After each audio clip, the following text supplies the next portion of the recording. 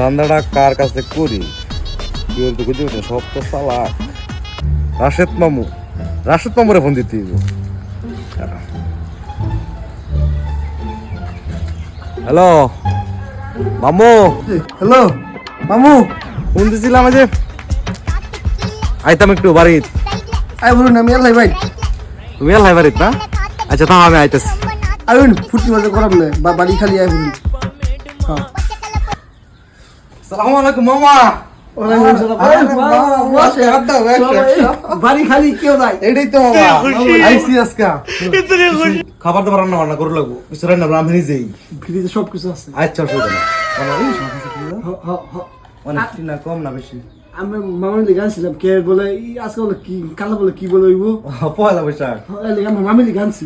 মামা একের বন্যা গেছে। ঠিক আছে মামা অসুবিধা নেই। ছোট বলা যে খেলতাম সুর পুলিশ কানামাছি খেলাটা। এই শুনবা কথা মনে পড়ে গেল। হ্যাঁ হ্যাঁ পয়লা বৈশাখ যেহেতু আমরা বাঙালি ঐতিহ্য ধরে লাগবো, খালি বাড়ি একটু মামা হতে এই খেলাটা খেলালে মামা। আমার চোখ বান্ধা আমরা সুরে বানাগে, ঠিক আছে? আপনার চোখ বান্ধাম মামা। দেখা যা নাকি দেখলে কিন্তু খেলা হইতো না মামা একটু তো দেওয়া যায় না। দেখা যায় খেলা হইতো না। আমি আপনার বাইন্দা আমি মনে টুক দিলে পারবেন, ঠিক আছে? তাহলে আমি পড়ালাম, আমি এনে বল আমি এই ঘরের আশেপাশে বললাম, ঠিক আছে? আমি না বল আমি তো কিছু নেই না। দেখুন লাগতো না। नहीं सारुण यहाँ कुछ तो गड़बड़ है जरूर कोई ना कोई गड़बड़। लेकिन एक सेकंड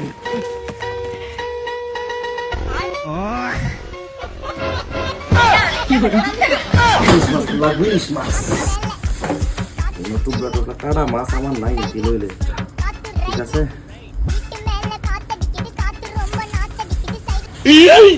যত বড় হাত নয় তত বড় চুরি।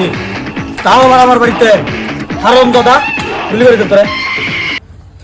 ছোট মামা আমি গরিব হতে পারি, তাই বলে পয়লা বৈশাখে ইলিশ ছাড়া পান্তা ভাত খাবো এমন ছোট লোক আমি নয় ছোট মামা।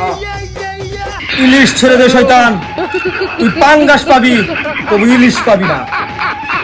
মামু গেলে মামু পাওয়া যাবে ছোট মামা, কিন্তু তুমি জানো না একটা পহেলা বৈশাখ যদি ইলিশ ছাড়া চলে যায় তাহলে সেই পহেলা বৈশাখ আর কখনো ফিরে পাওয়া যাবে না ছোট মামা।